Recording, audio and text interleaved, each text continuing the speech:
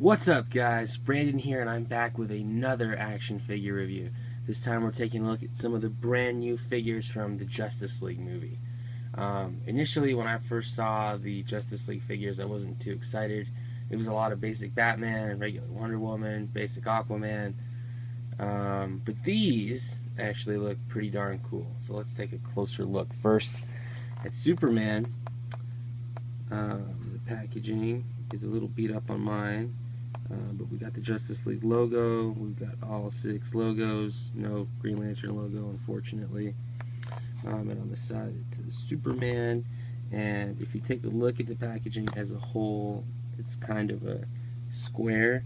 They're trying to make it look like a mother box, which is interesting. On the back of the packaging, Superman is actually a Wave 1 figure, and we can see basic Batman, Wonder Woman, and Aquaman. Alright, now if we take a look at Cyborg, he's a Wave 2 figure. Looks very cool with the accessories, the cannons. Same logo up at the top. Taking a look at the back, Cyborg looks pretty cool. And this is a look at our Wave 2 figures, the Parademon, the Flash, and the Tactical Batman. Okay, now if we take a look at Tactical Batman, not gonna lie, he looks pretty darn cool with the goggles. Unfortunately, the weapon is just a reused shield weapon from Batman vs. Superman. And then probably the coolest figure out of the 4 is gonna be the Parademon. Looks absolutely awesome. Very, very cool indeed. I really like that green. I hear good things about this figure, so looks pretty darn awesome. Alright, well, now that we've got these figures here, I'm going to get them out of the packaging so that way we can take a closer look. Stay tuned. Okay, so now that we have these figures out of the packaging, let's take a closer look. First, at the Parademon, I am blown away at the sculpt work on this figure. It looks absolutely incredible. And keep in mind, these are the basic $10 figures that we're getting here. I mean, these are just completely a huge step up from the Batman vs. Superman figures. Really, really do like this Parademon. Alright, so if we take a look at articulation, we've got movement in the head, side to side. Not a little, you can go down, not very far up. We have movement in the shoulder, back and forth, comes out and in. Movement at the elbow, just like that. We also have a twist at the elbow, and at the wrist we have a twist and we have a cut, so the wrist can go in and out. We also get waist articulation, which is phenomenal, and then we get movement at the hip and movement at the knee. So overall, pretty good articulation for our Parademon figure. Whoops, there we go. And now if we take a look at his accessories, we get wings. Pretty cool looking wings. Nice paint work on the wings. And we also get his gun, which is pretty darn cool. Looks like a space gun. Let me see. There we go. You can see all that detail. That's a lot of sculpt work for a little gun, but it looks pretty darn cool. Alright, and then let's see. Can we attach these wings to his back? There's little pegs. There's 1. And there's 2. So these are what the wings look like on his back. Just like that. You can move them yourself. Looks pretty awesome, I must say, for a $10 figure. If nothing else, if you're not going to get any other figure from the basic line, get the Parademon. It looks awesome. And then let's see, does the gun fit in his hand? Let's see. Kind of a tight fit, actually. Alright, there we go. It fits. Alright, so there's our Parademon with his gun. He's ready to serve Steppenwolf and Darkseid. Really, really awesome figure. Okay, and now if we take a look at the next figure of the bunch, the Tactical Batman. He also has some really good paint application. I was very surprised actually by this figure. We got so many from Batman vs. Superman. I just didn't think he could do much else. And there's cloth capes now, which I am a huge fan of the cloth cape. So I am extremely happy to have that. The backside of the cloth cape is a really soft fabric, while the inside is a shiny kind of blended material. But it looks pretty darn good. And I mean, having a new Batman figure with new articulation, new sculpt is completely different from what we got with Batman vs. Superman. So, if we take a look at our Batman figure, we've got movement in the head, side to side. Looks up about that far, can look down about that far. We've got movement in the shoulder, comes out only that far. Looks like the shoulder pads kind of hinder that from happening, from going up any further than that. Comes out and back. We get movement at the elbow, up and down. We also get a cut at the elbow so you can turn his wrist, his elbow. And at the wrist, we get in and out and side to side. We also get waist articulation, which I'm extremely happy about.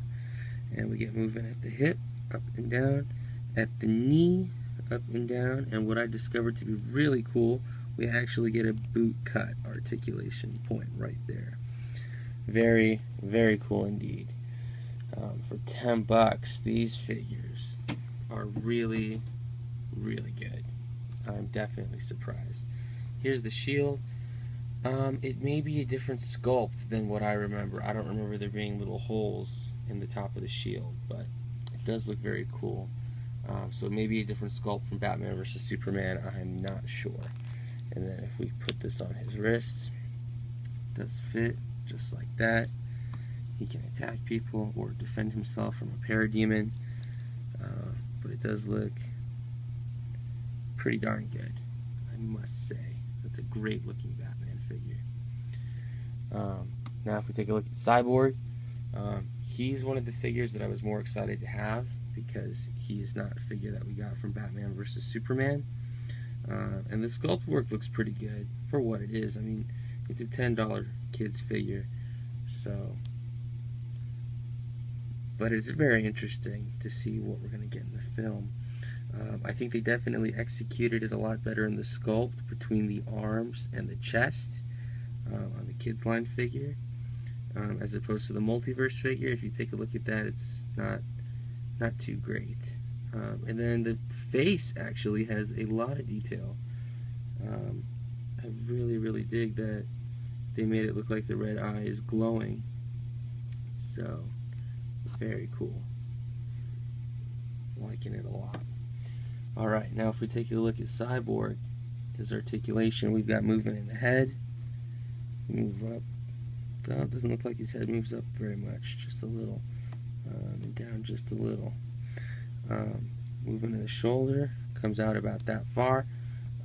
Again, hindering because of his shoulder pad. Moves back and forth. We have a cut at the elbow. We also have side to side movement at the elbow, and the wrist can turn and can move in and out. We also have waist articulation, which looks weird for Cyborg because of his torso piece, but we do have it. We also have movement at the hip and at the knee. No boot cut here, not sure why that is. Maybe in the sculpt work, but I don't see a way for there to be a boot cut here, and no boot cut on the Parademon either. But I thought it was really nice for Batman. And then if we take a look at his accessories, Cyborg comes with two cannons. which look pretty cool inside their hollow. And the gimmick with this is actually pretty cool. There's two things that we can do here. The first is we can put these on his hands, and so instead of popping it out like an extra hand and then replacing it with this, it just goes right over his arm. So these fit right into his fist, just like that. And we've got our battle ready cyborg, which looks pretty awesome.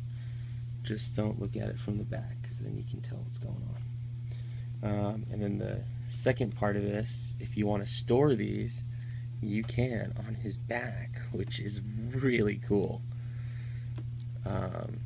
Very, very nice touch that did not have to be included, but Mattel did it anyways. So again, I am very, very surprised for a $10 figure. It almost makes me wish that I didn't get the Batman vs. Superman figures and I just waited for these, because these are so much better.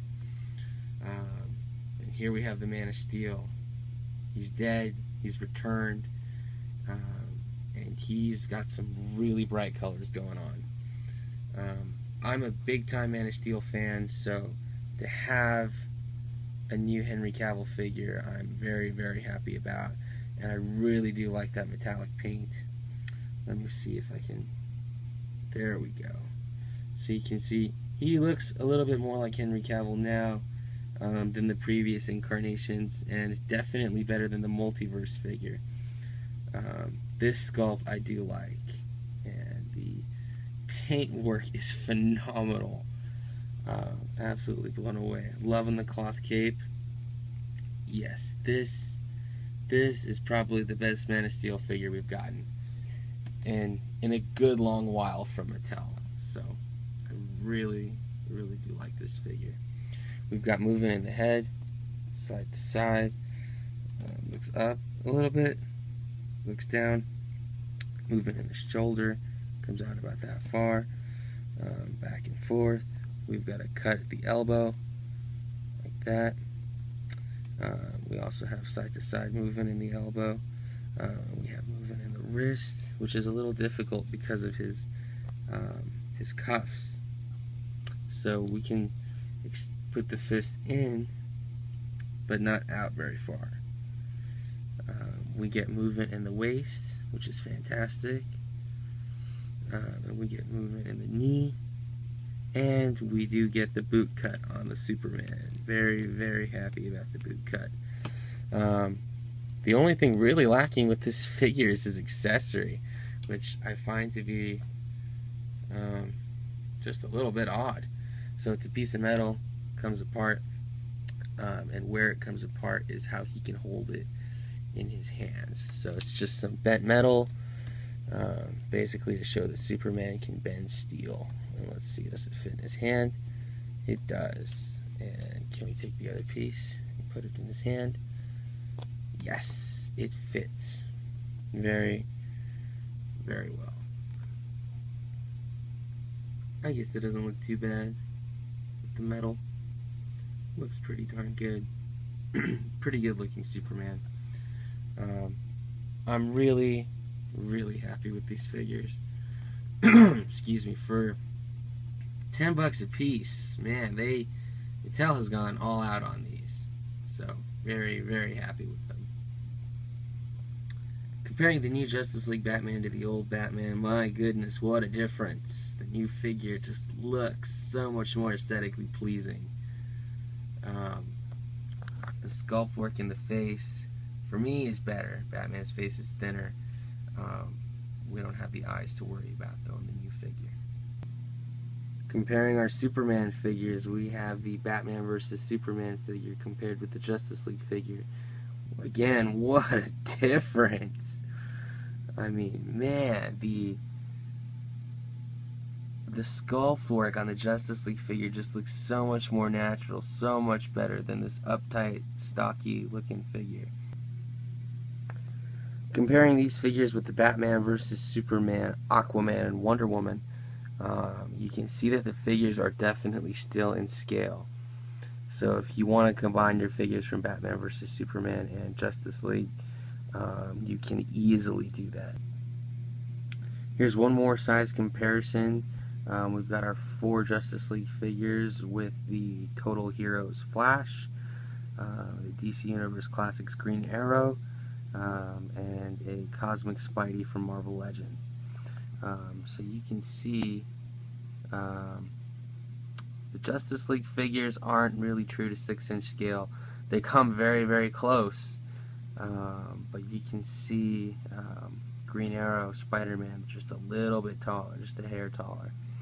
But you know, these figures may blend in well with your multiverse figures, especially the Parademon, so keep that in mind. You can always mix and match to get the best variety of figures that you want in your collection. Overall, guys, I really can't tell you enough how much I like these figures. You can even use the Batman vs. Superman Heat Vision and the Batman gun on these figures, and I'm sure there's multiple other combinations.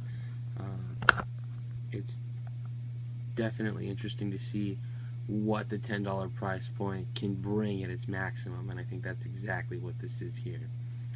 So, Justice League, the movie comes out November, I think.